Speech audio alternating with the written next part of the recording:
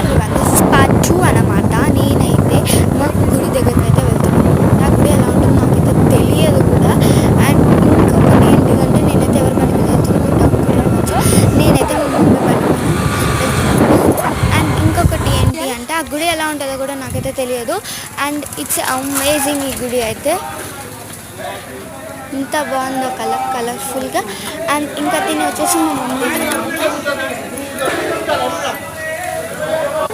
And ఇదేంటో మీకు తెలిస్తే కామెంట్ అయితే చెయ్యండి.